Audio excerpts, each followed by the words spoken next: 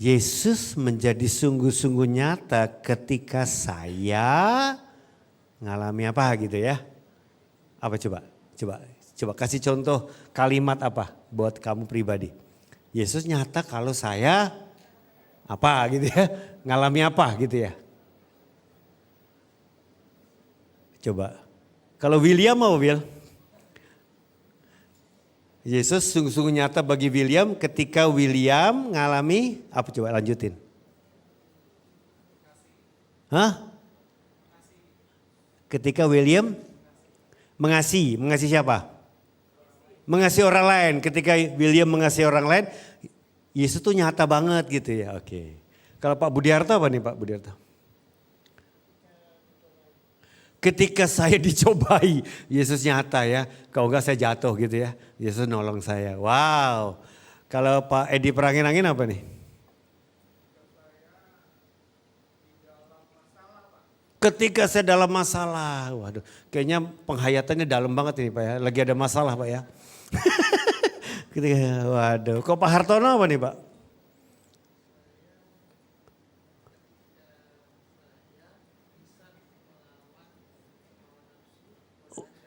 Waduh, ketika saya bisa melawan hawa nafsu, ya. Macam-macam Bapak Ibu ya. Tapi tadi jarang yang seperti ini. Ketika saya dapat promosi jabatan di kantor saya gitu ya.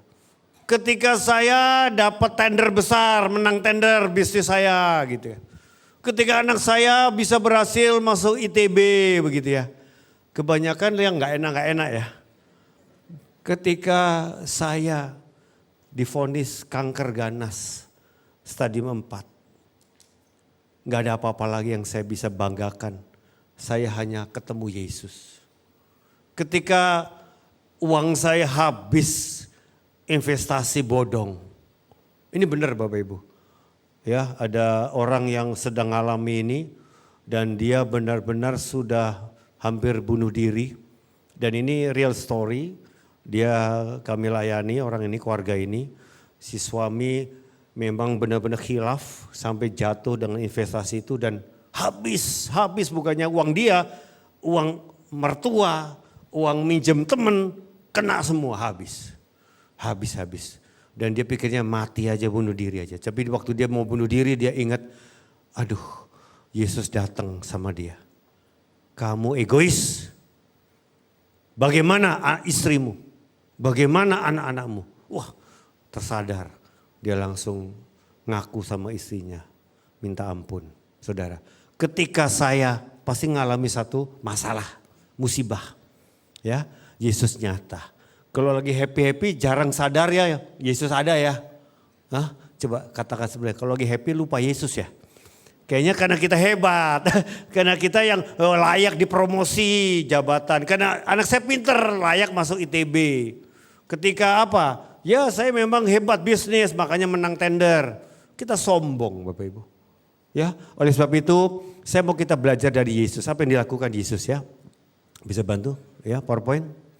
Ya, bahwa ketika Yesus datang ke dunia, dia menjungkir balikan cara pikir konsep orang dunia. Jungkir balikan budaya dunia. Ya, apa yang terjadi? Yesus datang bukan dia raja segala raja tapi dia bukan datang dari keluarga kerajaan. Dia datang dari keluarga sederhana, anak tukang kayu, Yusuf dari Nazaret. Makanya di Nazaret Yesus susah buat mujizat. Kenapa? Mereka membuli. Siapa ini? Anak si Ucup, tukang kayu, tetangga kita. Gitu. Jadi nobody. Dia lahir di palungan bau, palungan domba. Dan bikin semua raja Herodes marah, Kayafas marah. Dan kerahkan massa untuk cari kesalahan Yesus seumur-umur dia pelayanan. Di mana-mana dicari-cari kesalahannya, dihakimi. Bisa bayangin Bapak Ibu, kalau seumur hidup Bapak Ibu dipelototin orang-orang yang membenci Bapak Ibu. Dan penuh kebencian, penuh kemarahan dan cari bukti untuk menghukum Bapak Ibu. Itulah hidup Yesus. Dan akhirnya hukuman mati disalib. Hukuman paling kejam untuk kerajaan Roma. Karena banyak hukuman mati ya jenis-jenis. Tapi hukuman mati disalib itu hukuman kejam. Pertama emosional dan sosial. Diolok-olok, dihina, diludahin sepanjang jalan. menuju Kalvari. Kedua, di salib itu matinya sakitnya menyiksa. Karena nggak langsung mati, seharian untuk mati. Menderita, gagal napas, gagal semua, kekurangan darah, habis darah. Dan menderita nyerinya setengah mati sakit. Jadi luar biasa Yesus. Tapi dia datang membuat pernyataan yang luar biasa. Inilah kalimat yang menjungkir balikan. Lukas 9 ayat 23 dan 24. Mari baca 23. Katanya kepada mereka semua, setiap orang yang mau mengikut aku, ia harus menyangkal dirinya, memikul salibnya setiap hari dan mengikut aku. Karena barang siapa mau menyelamatkan nyawanya, ia akan kehilangan nyawanya. Tapi barang siapa kehilangan nyawanya karena aku, ia akan menyelamatkannya. Yesus merekrut murid-muridnya pakai syarat. Syaratnya seperti ini. Kamu mau ikut Yesus, jadi murid Yesus aku rekrut kamu. Syaratnya nyangkal diri, pikul salib. Artinya apa? Kamu harus nobody. Malah kamu tidak boleh bangga sama dirimu. Pikul salib, nyangkal diri. Gak boleh banggain diri. Loh kalau kita rekrut karyawan apalagi dengan tugas-tugas yang berat. Cari yang capable dong, cari yang hebat dong, cari yang mampu ya pasti ya. Karena jangan main-main, ini tugas berat, saya harus rekrut yang tepat. Bisa bayangin kalau Yesus diadu sama Tom Cruise. Tom Cruise rekrut tim juga buat Mission Impossible. Yesus juga punya Mission Impossible, tapi rekrutnya kok model orang beginian saudara. Apa yang terjadi? Yesus rekrutnya 4 nelayan sederhana dan maaf rada bodoh dari Galilea. Simon, Andreas, Yakobus, Yohanes. Kalau satu bodoh masih gak apa-apa, 4 langsung saudara. Pemungut cukai si Matius, orang yang dihina. Karena pemungut cukai itu dibenci orang Yahudi karena apa? Dia kerja sama pengkhianat, dia pengkhianat, kerja sama Roma. Ya, pungut pajak dengan meras. Jadi orang-orang yang gak disukai orang dan gak dianggap orang. Tapi itu yang direkrut. Yesus gak perlu CV. Mana CV-mu, interview enggak? Kamu ikut aku, kamu ikut aku. Mungkin murid-murid yang lebih duluan diikut. Jangan dia, salah pilih Yesus. Enggak saudara. Coba lihat sebelahnya, kira-kira lu kepilih enggak? Kalau sama Yesus ya. Buktinya kita murid Yesus semua di sini, betul enggak? Berarti kita semua kepilih bukan? Tapi siapa kita? Kalau Tom Cruise, waduh ahli bom, ahli radar, ahli nyamar, ahli bela diri. Pasti jagoan semua Bapak Ibu. Betul nggak? Kalau Tom Cruise semua kita pasti gak kepilih lah. Tapi kalau Yesus malah kita kepilih. Karena kita gak ada apa-apanya. Gak ada yang bisa dibanggain. Makanya kalau sombong malah gak kepilih saudara. Kalau merasa hebat gak kepilih. Makanya dikatakan kamu nyangkal diri pikul salib. Artinya apa? Jalan kematian, jalan via dolorosa. Bapak Ibu dikatakan pikul salibnya setiap hari. Artinya apa? Setiap bangun pagi Bapak Ibu diperhadapkan 2 jenis jalan. Pak mau kemana? Mau kerja. Jalan mana Pak? Kalau dilihat Google Map kan ada pilih ini, pilih ini. Kalau dalam kehidupan jalan sempit atau jalan lebar. Tanya sebelahnya, kamu pilih jalan yang mana? Setiap bangun pagi mau pergi dalam kehidupanmu ada 2 jenis jalan. Jalan sempit, masa masuk gang Pak? Jalan lebar langsung tol dong. Kita pilih tol, jalan dunia, tapi menuju kebinasaan. Jalan sempit penderitaan, via dolorosa menuju kehidupan. Artinya apa? Menghayati bahwa saya itu tidak boleh sombong. Saya itu nobody, saya butuh Yesus. Tanpa Yesus saya nggak ada apa-apa aja. Coba toel sebelahnya, lu masih ingat gak sih tiap hari kayak begitu? Kita mudah lupa. Siapa kita? Di mata Tuhan nobody. Semakin kamu merasa something di mata Tuhan, Yesus tidak bisa pakai kita. Itulah kerajaan Allah.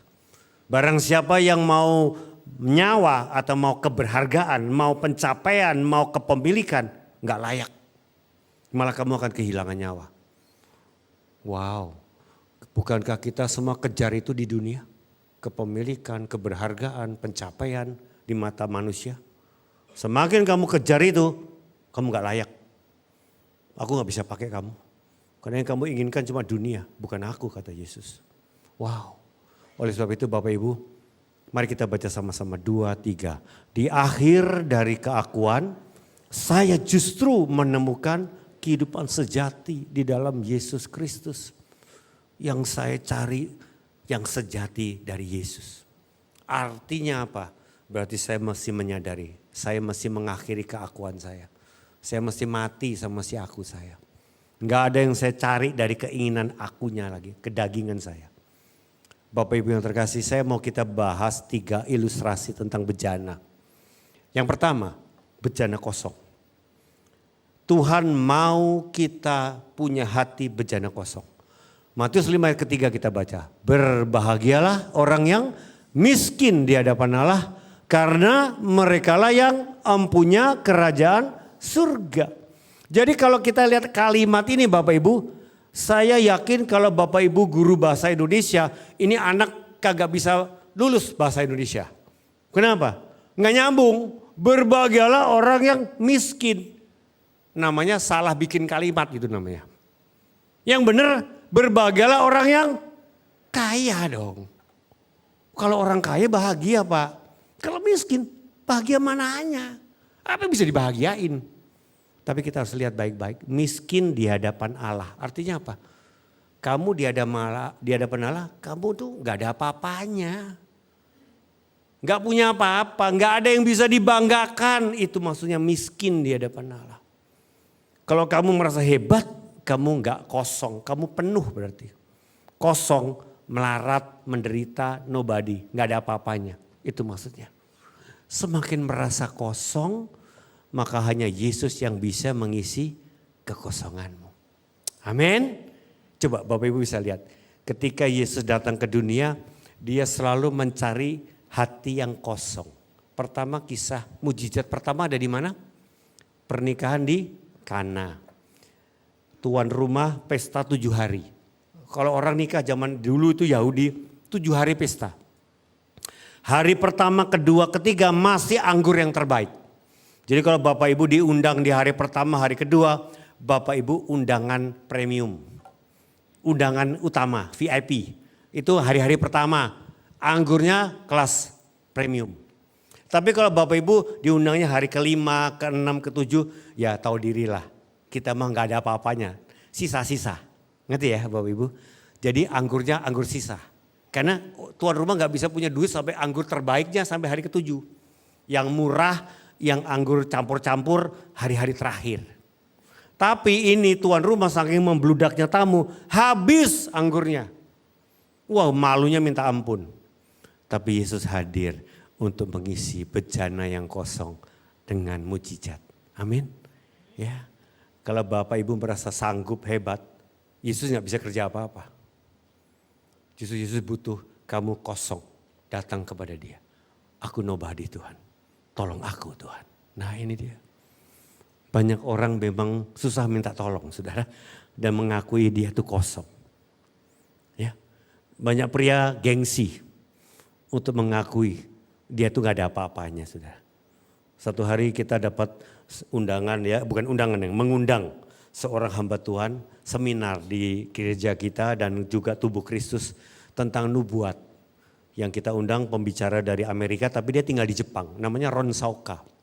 Saya kebetulan dipilih jadi escort nemenin dia. Sepanjang dia di Jakarta saya jadi escort dampingi dia. Ya, dia nubuatin tiap hari orang. Dia ajarin orang bernubuat. Saya nemenin terus. Sampai hari terakhir dia mau pulang saya mikir-mikir kok saya gak dinubuatin ya. Padahal saya nemenin terus loh. Orang lain dinubuatin masa saya dilewatin terus ya. Saya senggol dia. Bro, doain saya dong. Masa saya gak dinubuatin? Orang semua dinubuatin kecuali saya. Saya nemenin Bapak dari hari pertama ya. Oke, saya siap-siap ya. Saya serahkan, wah ini nubuatan terakhir, the best untuk saya ya. Langsung dia doa. Hambaku, dengarkanlah nasihat istrimu. Wah kaget saya. Nubuatan kok kayak begini ya. Karena saya ini orang sombong Bapak Ibu. Gak suka dengar nasihat istri. Coba ibu-ibu senggol suaminya, kayak gitu gak loh? Istri ngasih nasihat saya merasa udah penuh dengan ide-ide pikiran saya. Makanya saya nggak bisa nerima masukan istri. Itulah kesombongan saya. Saya nggak kosong di hadapan Tuhan dan istri saya. Makanya salah melulu, bikin blunder melulu dalam hidup. Istri itu mestinya balancing, ya betul nggak? Ya, QC buat suami. Amin. Bapak-bapak, amin. 1, 2, 3, yes. Iya, ini saya.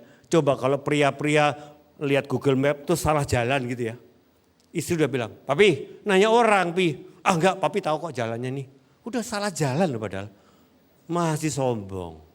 Sampai nyasar, sampai gang buntu baru nanya orang. Udah terlalu lama kesasarnya. Betul Pak Budiarto? Amin. Karena dia tokohnya. Betul Jin? Amin. Wih keras banget. Inilah pria-pria yang sombong, songong. Ya kan? Kita ini arogan, gengsian. Karena penuh dengan apa? Maunya kita. Kalau kita kosong, aduh saya butuh minta tolong. Tolong saya nanya orang kan gitu. Saya kosong, nggak ngerti, nanya dong. Nah ini dia kalau kita merasa songong ya gitu. Nggak butuh orang. Bahkan nggak butuh Tuhan. Ini bahaya saudara. Hanya Yesus yang bisa mengisi kekosongan. Nah kita bisa lihat tipu daya dosa ini membuat si aku ini justru memenuhi kekosongan hati dengan yang salah. Itulah 3 tawaran dunia. Tahta, jabatan, gengsi, sombong, harta, mamon, cinta uang, kenikmatan uang, ya kan, asmara, ya nafsu, segala keserakahan dunia. Kita akan lihat tokoh yang pertama Imam Kayafas ya, dari film The Last Supper.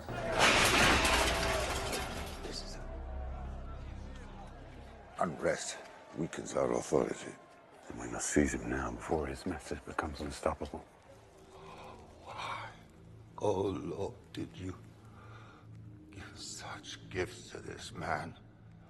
Rides on a donkey. There's no wealth, no power, and yet you have endowed him with the ability to gather so many. People flock to him. Hang on his every word. Jesus of Nazareth. There are witnesses who have heard his claims of being Son of God. I ask you now, are you the Messiah? Are you then the Son of God? I am.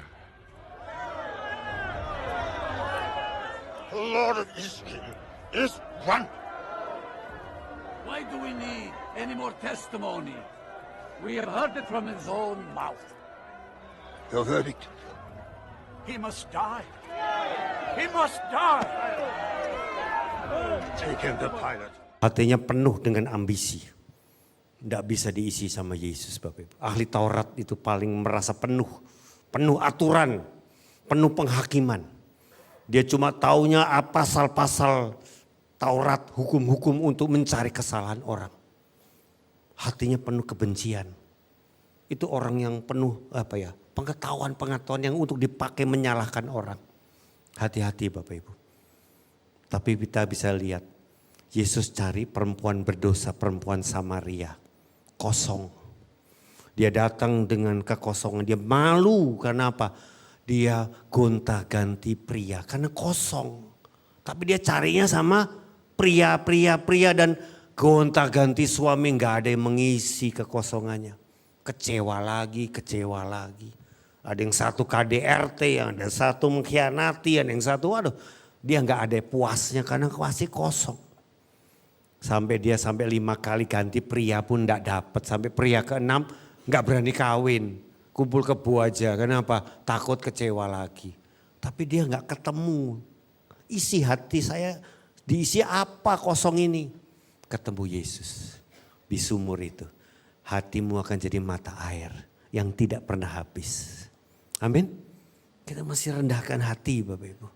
Kalau mau kejar tahta, harta seperti tadi kita akan lihat sebentar Yudas Iskariot ya. Dan asmara seperti perempuan Samaria nggak akan pernah dapat. Coba kita lihat dulu Yudas Iskariot. Judas, the King of Kings, a title given by fools. His fall is certain, Judas. and yours will follow if you stay. Save yourself, Judas, before it's too late.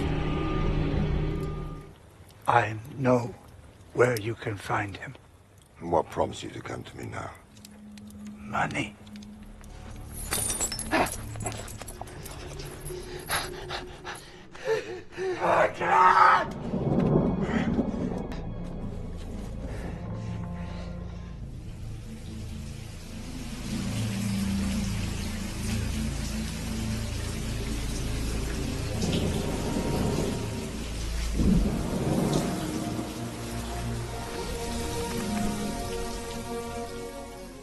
Hati-hati dengan money.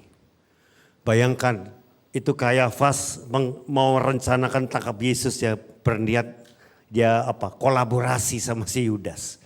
Karena dia nggak tahu di mana rumah, di mana Yesus hadir. Mau kemana Yesus, tolong informan. Yudas ini kenapa bisa dihubungi? Murid-murid Yesus kebanyakan orang di luar Yerusalem, kecuali Yudas. Yudas Iskariot, itu daerah desa Iskariot, desa Yerusalem. Orang dekat, orang dalam, orang Yerusalem. Kenal pribadi imam. Apalagi Yudas Jen. Dia bisa tanya loh, kamu ini kok tega sih khianati Tuhanmu, padahal kita ini kerjasama buat nangkep ya. Tapi aku penasaran, kok kamu tega sih khianati Tuhanmu? Money. Wow. Hati-hati Bapak Ibu. Kita bisa nggak seperti Yudas? Bukankah Yudas itu murid Yesus juga? Tapi pengkhianat. Bukankah kita juga orang Kristen murid Yesus? Tapi jangan-jangan money. Itu yang menjadi penting. Yang memenuhi hati saya cuma money. Bukan Yesus. Akhirnya apa? Bunuh diri. Ngeri Bapak Ibu. Banyak kita ya uang. Ya, makanya Bapak Ibu orang-orang begini akan hancur. Jadi sekali lagi, ketika di akhir dari keakuan, saya harus sadar, saya kosong. Sehingga Tuhanlah yang bisa memenuhi. Kepenuhan sejati hanya dari Tuhan. Yang kedua, bejana yang retak. Retak, luka. Jadi berbahagialah orang yang berduka cita katanya.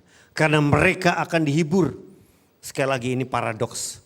Kok bahagia yang duka cita, kan gak nyambung Bapak Ibu. Kalau kasih kata yang benar itu kan berbahagialah orang yang bersuka cita, itu nyambung. Bahagia sukacita kan. Tapi kok berbahagia duka cita, lo kan lawan. Gak nyambung kalau bikin kalimat yang gak lulus ini saudara. Gak mungkin dong, ini kalimatnya salah. Tapi itulah kebenaran sejati. Orang yang berduka cita ini orang yang menderita. Kalau orang yang menderita, kamu akan menemukan kebahagiaan. Nah menderita yang jenis apa? Menderita ada dua Pak, Ibu. Menderita karena dosa. Kalau kamu berbuat dosa, kamu pasti menderita. Kamu pasti kena akibat konsekuensinya. Ya, misalnya ketika seorang yang terikat rokok, akhirnya kena kanker paru. Ada orang tua jemaat, ya 2 bulan lalu kami doakan, meninggal bapaknya. Dia cerita sama saya, Pak Budi, papa perokok dari muda. Kami anak-anak sudah ingetin, udah doain, enggak mau berubah papa. Hari ini papa meninggal, parunya hancur Pak. Hancur parunya. Sampai enggak bisa ketolong.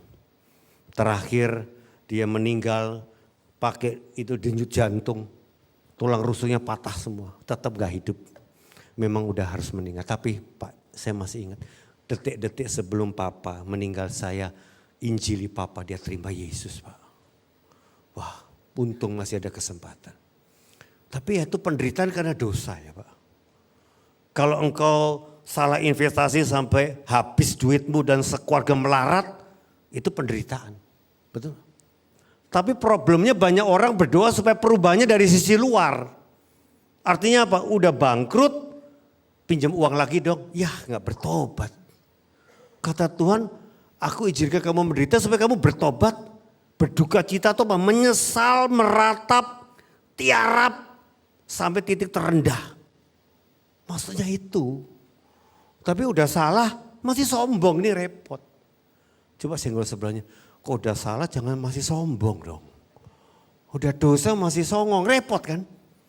Lu kamu harusnya berduka cita. Ya dong, apa yang bisa dipertahanin lagi? Habis uangmu. Habis rumah tanggamu karena kamu selingkuh. Itu kesalahan besar itu. Ya tapi Tuhan saya masih cinta istri saya. Ada masih bela diri. Kok cinta istri ya gak selingkuh dong Pak. Jangan bela diri, jangan sok bener. Kita harus ngaku lah saya salah. Nah ini ketika kita sedang lemah, ketika kita sedang hancur. Masih gak berani mengakui itu, yaitu repot. Berduka cita karena dosa, memang ada akibatnya. Tapi juga ada orang berduka cita karena penderitaan yang diizinkan. Ujian datang, bukan karena dosa. Ketika ada seorang sakit, bukan karena dia buat dosa. Ayub misalnya, uang habis, sakit, istri khianati, semua wadah. Gak ada yang dia bisa pertahanin lagi karena ujian. Ya kan, itu penderitaan yang seperti itu. Satu hari ada satu penginjil di zaman Nazi Jerman namanya Corrie ten Boom. Dia di penjara konsentrasi Nazi itu dia tulis satu jurnal buku. Isi bukunya apa? Kesaksian ketemu seorang perempuan di Rusia. Rusia kan perang dingin zaman itu ya, perang dunia ya. Ini perempuan di Rusia ini temannya Corrie ini, dia seorang yang kena multiple sclerosis, artinya badannya ketekuk semua gitu. Cacat, lumpuh, gak bisa ngapa-ngapain. Yang bisa digoyang cuma satu jari, telunjuk kanan. Tapi apa berkatnya? Dia dengan suaminya cerita, Ibu Corrie, istri saya ini diizinkan menderita untuk tujuan mulia. Apa maksudnya? Tentara Rusia selalu tangkap orang Kristen, Pak. Di mana orang Kristen ditangkap. Kecuali istri saya dan saya. Kenapa? Kita udah tua, nggak dianggap, plus istri saya cacat. Tentara bilang, ngapain orang cacat kita repotin masuk penjara, kita yang bikin repot bentar. Udah gak usah ditangkap. Ibu itu juga gak ada bahayanya. Kenapa? Cacat. Jadi gak ditangkap sama tentara Rusia. Ngerepotin penjara kan. Tapi yang terjadi, dengan telunjuk kanannya dia ketik Alkitab terjemahan dari bahasa Inggris ke bahasa Rusia. Dia ketik itu buku-buku rohani yang bahasa Inggris diterjemahin ke bahasa Rusia. Dia terbitin itu buat penginjilan. Coba kalau istri saya sehat, udah masuk penjara gak bisa ngapa-ngapain Pak. Justru karena istri saya diizinkan menderita begini, dia bisa diberi kesempatan memberitakan kabar baik Pak. Makanya Bapak Ibu, ketika Bapak Ibu punya pengalaman sendiri atau punya saudara, punya sahabat yang kok gak sembuh-sembuh ya sakitnya. Kenapa Tuhan? Keluarga doa puasa, gereja doa puasa, tahunan loh, gak sembuh juga. Saya percaya ada tujuan mulia di situ. Amin. Kalau kita kerjanya marah-marah, kecewa sama Tuhan gak dapat tujuannya Bapak Ibu. Belum tentu juga kadang kesembuhan disembuhkan, kadang penyakit disembuhkan. Seperti Paulus duri dalam daging. Betul, Paulus punya kelemahan tubuh loh. Dia menjerit doa minta durinya ini diambil. Loh Tuhan bilang, enggak aku enggak ambil. Oh tahu Paulus, supaya aku enggak sombong. Berarti dia tangkap maksud Tuhan. Kalau enggak ya ngeluh dong. Kenapa kok ada duri enggak bisa melayani lebih bebas? Oh supaya aku bisa lebih bebas, supaya aku enggak sombong. Kalau aku sombong jatuh pasti dalam dosa kan. Senggol sebelahnya, durinya kecil apa besar? Coba tanya sebelahnya. Jangan-jangan masih ada duri tapi ya macam-macam jenis durinya. Tergantung tujuannya, betul kan? Tapi kalau kita berduka cita dan kita menemukan kemuliaan yang berubah enggak luarnya. Belum tentu sembuh, hatiku yang berubah. Aku tambah cinta Tuhan. Aku tambah mengerti anugerah Tuhan itu tak terbatas buat aku. Amin. Aku lebih ngalami Tuhan lewat kekuranganku ini Tuhan. Nah ini Bapak Ibu yang terkasih. Ya, oleh sebab itu Bapak Ibu yang kita mau belajar di sini adalah segala perkara dapat kutanggung di dalam Dia yang memberi kekuatan kepadaku. Kita yang lemah, enggak berdaya. Bapak Ibu. Orang Farisi susah ada di titik ini Bapak Ibu. Dia enggak pernah merasa lemah, kenapa? Dia superior. Pikiran ahli Taurat itu superior. Merasa paling benar soalnya. Sok benar gitu. Dia tahu semua kebenaran tapi untuk menghakimi. Makanya dia gak pernah merasa lemah. Susah bertobat orang begini. Tapi jangan-jangan Bapak Ibu, kita jangan-jangan ahli Taurat juga Bapak Ibu. Senggol sebelahnya, kamu mirip ahli Taurat Farisi gak kira-kira? Jauh Pak, saya mah bukan orang pinter kayak ahli Taurat. Coba saya kasih contoh ya, beberapa kalimat ahli Taurat ya. Supaya kira-kira nyambung apa enggak ya. Ya boleh ya Bapak Ibu. Yang pertama, jangan bicara seperti itu ke saya ya. Nah itu ahli Taurat tuh Pak. Kalau ada yang ngomong begitu tuh Pak. Kalau saya enggak bakal mau minta maaf. Nah itu ahli Taurat berikutnya Pak. Apalagi, itu bukan masalah saya, itu masalah kamu. Nah itu ahli Taurat lagi tuh Pak. Dan saya. Saya yang ditonjolin. Saya tersinggung. Saya ini, saya gak terima, saya begini. Nah ahli Taurat. Karena dia belum berakhir dengan keakuannya. Dia merasa kuat. Merasa lebih benar, sok benar, lebih benar. Gak bisa. Ketika kita datang lemah tak berdaya. Dengan banyak penderitaan. Tuhan izinkan kita rendah hati, itu aja. Rendah hati, maka kamu menemukan kekuatan sejati. Di akhir dari keakuanmu kamu sadar, kamu memang diizinkan berduka cita dan menderita. Kamu akan menemukan kebahagiaan sejati. Amin. Yang terakhir, bejana yang hancur. Bukan cuma kosong, bukan cuma retak, tapi bahkan Tuhan izinkan hidup kita hancur. Remuk, tidak ada yang bisa dibanggain sama sekali. Mazmur 51 ayat 17 kita baca bersama 2-3. Yang kau kehendaki adalah jiwa yang hancur oleh penyesalan dan pertobatan. Hati yang remuk redam oleh penyesalan ya Allah tidak akan kau abaikan. Tuhan hancurkan segala kebanggaan dunia. Makanya Bapak Ibu ketika artis-artis Korea, kalau kita yang suka ikutin ya, yang bunuh diri bukan cuma satu Pak. Banyak, betul ya, lihat berita ya, artis Korea bunuh diri. Kebanggaan popularitas, karena Korea itu sampai booming ya, melampaui Amerika, artis Korea. Ya, udah jadi trendsetter dunia, hiburan dunia.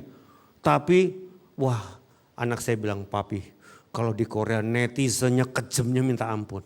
Dibully di Instagram, dibully di sosmed. Wah difitnah, dihujat. Bunuh diri satu-satu Bapak. Padahal uang segalanya, popularitas segalanya. Tapi apa? Kosong, hancur, betul? Retak. Tapi apa? Enggak ketemu Yesus itu masalahnya. Habis Pak. Makanya hanya Yesus yang bisa memulihkan hati yang hancur. Amin. Ya, tepok sebelahnya mau hancur halus atau hancur kasar terserah. Yang penting hancur saya. Enggak bisa saya banggain apapun hidup ini, hancur aja udah. Karena hanya Yesus yang bisa utuhkan, pulihkan hidup saya. Amin. Kita lihat orang sombong satu ini, Simon Petrus. I would follow you right this moment. I would lay down my life for you. Will you lay down your life for me? Truly. Truly I say to you tonight before the rooster crows, you yourself will deny me 3 times. Even if I have to die with you, I would never disown you. No, I tell you this Jesus. I do not know this Jesus they talk of, I don't. No!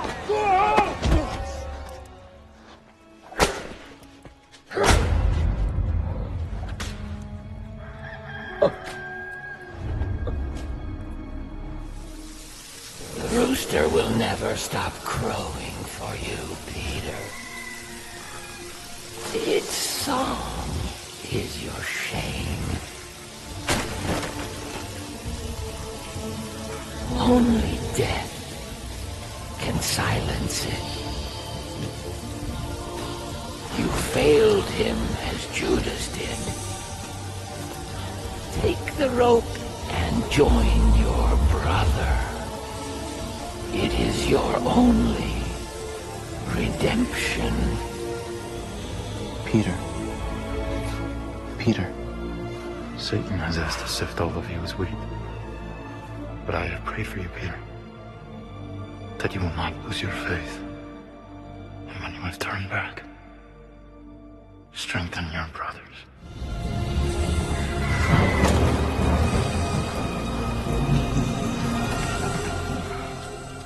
Peter, son of John, do you love me? I do. You know everything. You know that I love you. Feed my sheep with what I have given you, not from your strength, but from mine. Merasa pahlawan, murid yang paling senior. Kita bisa banggakan yang begituan saudara selama hidup. Banyak kita bisa punya jasa, CV, prestasi yang kita bisa tulis saudara. Dan kita bisa ulang-ulang kepada banyak orang. Yesus gak butuh itu Bapak Ibu. Kalau kita lamar kerja kita butuh. Tapi kita datang ke Tuhan gak butuh. Tuhan gak butuh begituan. Kalau kamu sombong aku gak bisa pakai Petrus. Makanya Yesus tuh sayang Petrus. Tapi Petrus ini gak tahu bagaimana hatinya sama Yesus. Sampai kamu akan nyangkal aku 3 kali. Kamu akan kosong, ku kosongkan hidupmu. Ku buat engkau duka cita, bahkan ku buat engkau hancur Petrus. Kau akan nyangkal aku 3 kali. Habis sudah. Tidak ada yang bisa dia sombongin lagi sudah. Malu. Malu itu bahaya Bapak Ibu kalau gak datang sama Yesus. Seperti Yudas dia bunuh diri. Itu pun Yesus, si Petrus diseret untuk bunuh diri. Tapi apa kata-kata? Kita ini firman tidak ada yang sia-sia Pak Ibu kalau dengar firman. Ya, saya masih ingat Andrew Chan waktu ya yang Bali 9 yang dihukum mati dan sudah dihukum mati ya di Nusa Kambangan.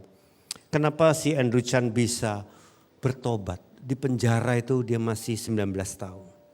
Dihukum mati. Dia ingat waktu dia sekolah minggu tentang Yesus. Terus dia doa, Tuhan aku mau bertobat.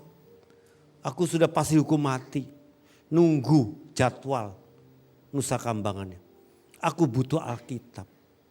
Bapak Ibu tahu? Teman sekolah minggunya gak tahu digerakkan. Kirim Alkitab ke penjara itu. Dia pas doa datang paket Alkitab. Dia doa itu ya. Ketemu Tuhan lagi. Petrus waktu habis dia berkata apa? Jangan kehilangan iman kata Yesus. Firman tuh gak ada yang sia-sia Bapak Ibu. Terus apa yang kedua? Bangkit kuatkan saudaramu. Kita kalau lagi hancur kadang mengasihani diri Bapak Ibu. Merasa paling malang di dunia. Oke, memang perlu kamu duka cita. Tapi jangan mikirin diri sendiri lagi. Bangkit, gembalakan dombaku. Itu yang membuat Petrus bisa bangkit. Tidak lagi hidup buat diri sendiri. Di akhir dari keakuannya, kekosongannya, Yesus yang penuhi, Yesus yang pulihkan, Yesus yang utuhkan untuk dia jadi berkat buat orang lain. Bapak Ibu, Paskah ini ambil komitmen bangkit dan melayani jiwa-jiwa. Bangkit enggak sibuk dengan diri sendiri.